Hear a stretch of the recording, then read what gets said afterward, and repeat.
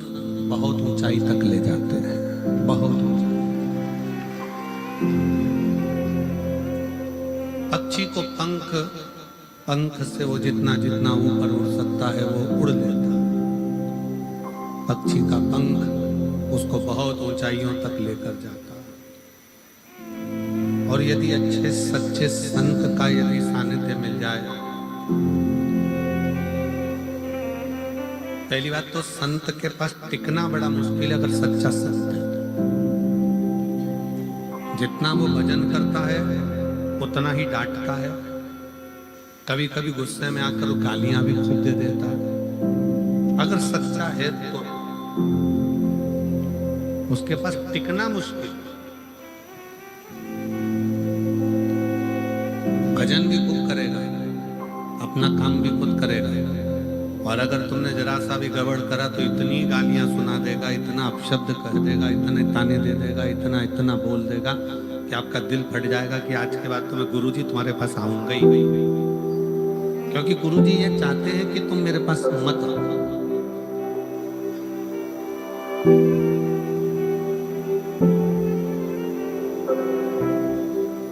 पक्षी का पंख और मनुष्य के लिए संत बहुत जरूरी है। यदि पक्षी का पंख नहीं है तो बहुत ऊंचाई तक वो जा नहीं पाएगा, घुट घुट कर भीतर ही मर जाएगा, प्राण छूट जाएगा। उसी तरह जीवन में मानव के शरीर में, मनुष्य की देह में संत का होना जरूरी है। आप किसी गुरु से जुड़े हो, किसी संत से जुड़े हो, पर जुड़ना भी तो असली से। बहुत कठिन हो गया है असली संत का मिलना।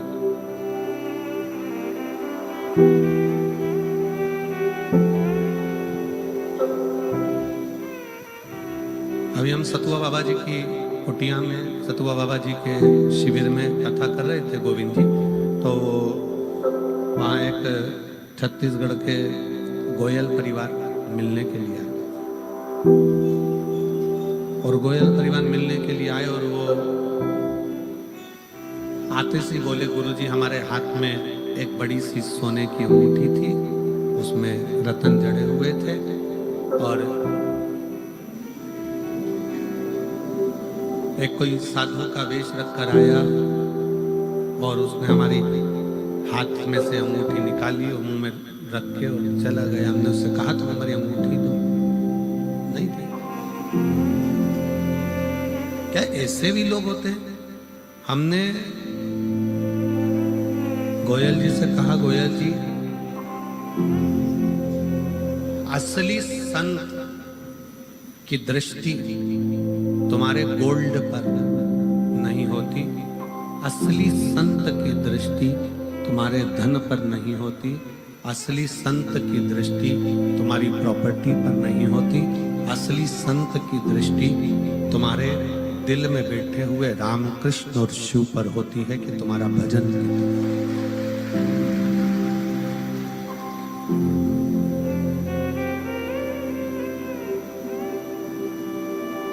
असली संत का एक नियम है, समय पर विश्राम करना, समय पर जागना, जागकर अपने भजन में डूबे।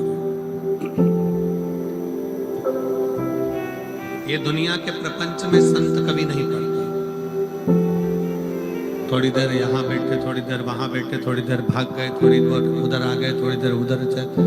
संत का स्वभाव ये नहीं होता। संत अपना डेरा बनाकर जो बैठता है, जपता है। और ये कहां से मिलता है? तो कहा ये सबरी अम्बा का चरित्र देखिए। मातंग बाबा से सबरी जी ने पूछा, क्या मुझे भगवान को पाने के लिए कहां जाना है? अगर मुझे भगवान को पाना है तो मैं कहां जाऊं? भगवान को पाने के लिए मुझे कहां जाना पड़ेगा? तो मातंग बाबा ने कहा, तुम्हें कहीं नहीं जाना है। एक जगह पर बैठकर जब तुम अपनी तप साधना में डूबे रहोगी, एक जगह पर बैठकर जो तुम भगवान की भक्त होता है कि भूमि कैसी, जैसे भी माननीय गोपाल जी ने कहा, कांडा जी ने, कि ऐसी भूमि सिरसा की है जहां भूमि दान मांगने के लिए आए हुए तो भी रुक गए। ये कोई साधारण आप जहां बैठकर तप कर रहे हो, ये तारा बाबा की कुटिया में बैठकर शिव महापुराण की कथा सुन रहे हो, जितने लोग अंदर के पंडाल में बैठे हैं, 1 2 3 4 पंडालों में भरे पड़े हैं, पीछे के पंडाल में भरे पड़े हैं, इससे ज्यादा बाहर के 4 पंडाल में लोग भरे पड़े हुए हैं। ये आप जहां बैठकर कथा का तत्व ग्रहण कर रहे हो, जिस जगह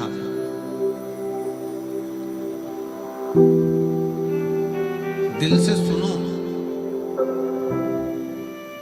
दिल से देता है, हृदय से आपने उससे कुछ कहा, वो हृदय से स्वीकार कर। इसको केवल शिव महापुराण की कथा मत मानो। जैसे यहाँ पर कथा होती रहती है, भागवत हुई, रामायण हुई, अन्य कथाएं यहाँ चलती रहती है, वो कथा हो सकती है, पर शिव महापुराण की कथा कभी कथा नहीं। शिव महापुराण भले वो पोथी के रूप में दिखती हो, शिव महापुराण भले वो कथा के रूप में रहती हो, पर शिव महापुराण कथा नहीं है। शिव महापुराण अपने भीतर शंकर को उतारने का एक ऐसा रसायन है जो हमारे कानों के माध्यम से हमारे अंदर उतर जाता है और हमारे अंदर विश्वास जागृत होकर एक दिन भोले बाबा हमारा कार्य पूर्ण कर ही देते हैं। ये वो तत्व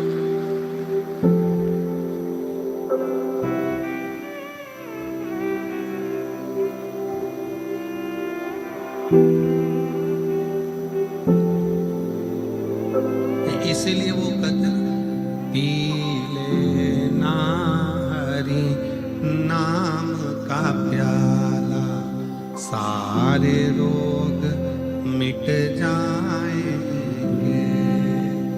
पी लेना हरि नाम का प्याला, सारे रोग मिट जाएंगे। हरि हरि ओम, हरि ओम, हरि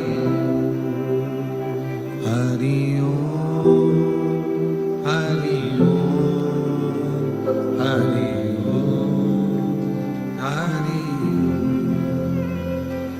इन कानों को रोग लगा है रोज चुगलिया सुनने का। इन कानों को रोग लगा रोज चुगलिया सुनने। इन कानों से शिव नाम सुन लो, सारे रोग मिट जाएंगे। हरि ओम, हरि ओम, हरि ओम, हरि ओम, हरि ओम, हरि ओम, हरि ओम। ये श्रवण जो दिया है भगवान ने, जो ये कान दिए हैं, इसमें एक रसायन शिव नाम का डाला। यहाँ पर कई मेरी जीजियां ऐसी बैठी हैं, कई मेरे जीजा बैठे हैं, कई मेरी बेटियां, बेटा, मेरी माताएं ऐसी बैठी हैं। उनको अगर एक दिन वो शिव महापुराण की कथा नहीं सुनती है ना, तो उनका भोजन नहीं पचता, उनको बेचैनी आने लगती है कि हमने कथा नहीं सुनी। प्रतिदिन सुनो, भले 5 मिनट सुनेगी, 10 मिनट सुनेगी, टीवी चालू कर छोड़ देगी, अपने काम में लगी रहेगी, बर्तन घिसती रहेगी, कपड़ा धोती रहेगी, रोटी बनाती रहेगी, और कथा चलती। काम करते रहो, नाम जपते रहो, श्री शिवाय नमस्तुभ्यं बोलते रहो, लगी है।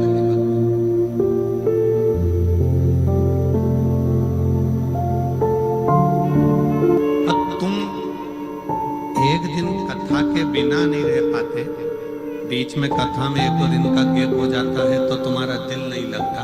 4 बार रिमोट लेकर चैनल चेंज कर कर कर देख लेती हो, काय पे आ रहा है वो सीहोर वाला।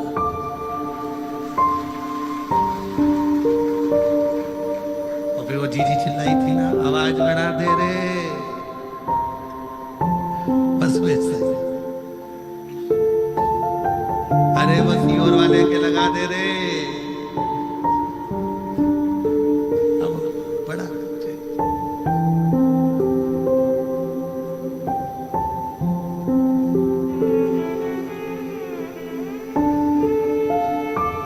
कितनी अच्छी भाषा हरियाणा की। पिछली बार हम गोविंद जी के साथ गाड़ी में बैठ के गोविंद जी बोले कि गुरु जी बहुत सारे पंडाल भरे पड़े, तो चलो हम चले।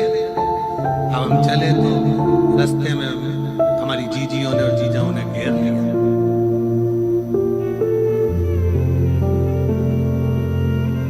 और वहीं से होटले के पास में से गाड़ी जा रही थी, गोविंद जी के ध्यान में होगा, नीचे से खड़ी होकर एक जीजी चिल्लाई, ओ गुरु जी तो कितने दिन बाद दिखा है?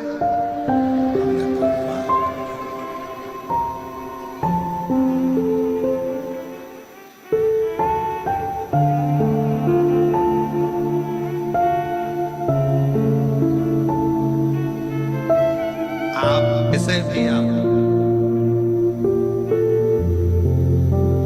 शिव तत्व है, शंकर है, और जब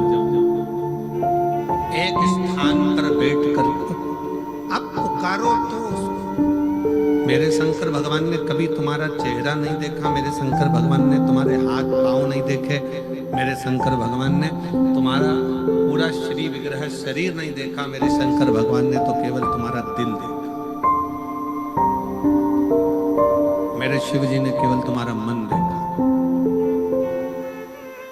हृदय, दिल। क्योंकि हो सकता है हाथ से भजन हो ना हो, पांव से चलकर तुम कहीं जा सको ना जा सको, इस मुख से तुम भजन गा सको ना गा सको, तुम्हारे श्रवण से कथा सुन सको ना सुन सको, पर दिल एक ऐसा है, मन ऐसा है, उस मन से जिस दिन तुमने शिव को भज लिया, शिव तुम्हारा हो गया और तुम शंकर भगवान के हो गए। फिर बीच में कोई गेम कुछ भी।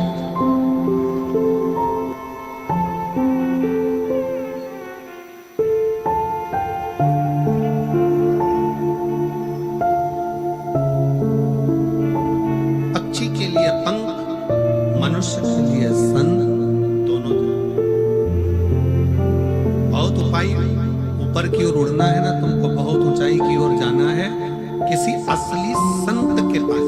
असली का मिलना मुश्किल। पहले तो असली, आज के जमाने में असली घी नहीं मिलता, तो असली संत ढूंढना कितना कठिन काम। 25 बार घी को हाथ में मल मल के देखना पड़ता है। असली है तो तुम खुद सुन लो।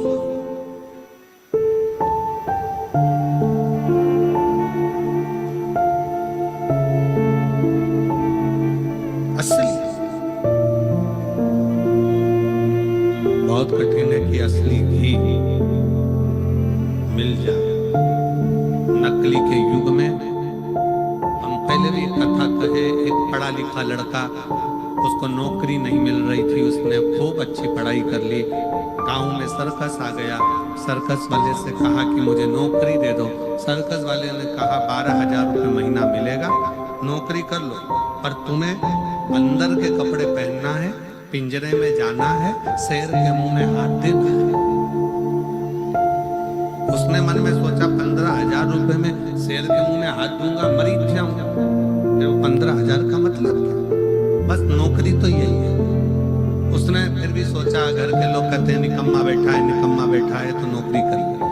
15,000 रुपये महीने में उसने नौकरी करी, सर्कस चालू हुआ, लोग बैठ गए, पिंजरा आया, पिंजरे के अंदर इस बंदर की खाल पिनाकर इसको छोड़ दिया 15,000 रुपये वाले को, और फिर पिंजरा बंद कर दिया। इतनी देर में सामने से उस पिंजरे के अंदर शेर को छोड़ा गया, जो दहाड़ता दहाड़ता अंदर आया। जैसे ही शेर दहाड़ता दहाड़ता अंदर आया, अब पिंजरे का मालिक कह रहा है, सर्कस का मालिक, आगे बढ़ो, ये पीछे हट रहा है। शेर और आगे बढ़ते जा रहा है, जो और पीछे खसकता जा रहा है। शेर और आगे बढ़ा, ये और पीछे खसक गया। शेर एकदम लपक के बंदर के खाल पहने हुए उस व्यक्ति के पास गया, और उसके पास जाते से बोला, घबरा मती, 15,000 में तू बंदर बना है, 18,000 में मैं शेर बना। क्यों घबरा? शक्कर भी नकली और सेहत भी नकली। इस नकली के युग में असली को पाना कठिन है। असली घी नहीं मिलता तो असली संत कहां से मिलेगा, बहुत ढूंढना पड़ेगा।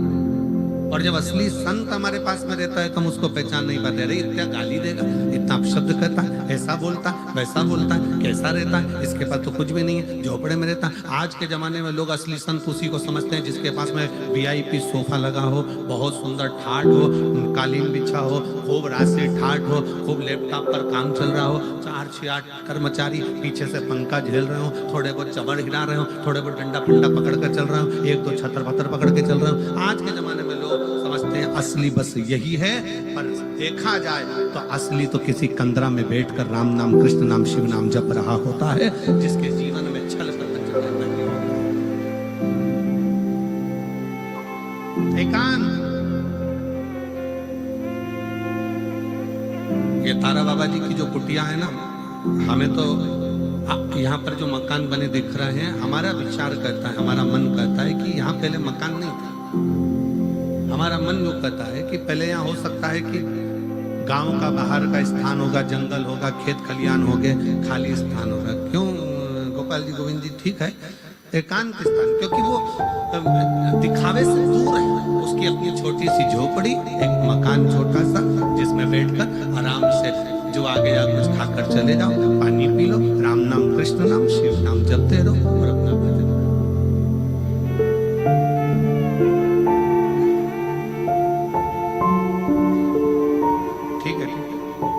शिव नाम जपते रहो, भगवत भजन करते रहो, स्मरण करते रहो, नाम जाप करते रहो। आप एकांत में बैठो, भजन करो, कीर्तन करो, मंत्र जाप करो, नाम जाप करो, स्मरण करो।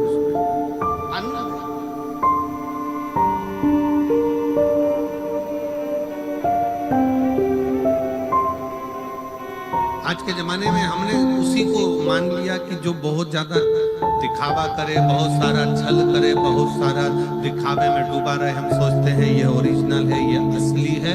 पर नहीं, असली संत वो होता है जो भगवान की भक्ति में खुद भी डूबा रहे, और आप जब उसके पास में जाओ तो वो आपको कहीं देवालय, शिवालय, मंदिर, भगवान की भजन में डुबा दे और कह दे कि शिव के भरोसे रहो, राम के भरोसे रहो, कृष्ण के भरोसे रहो, संसार के भरोसे मत रहना। संसार के भरोसे रहोगे तो एक दिन धोखा खा जाओगे, पर भोलेनाथ के भरोसे रहोगे तो धोखा नहीं खाओगे।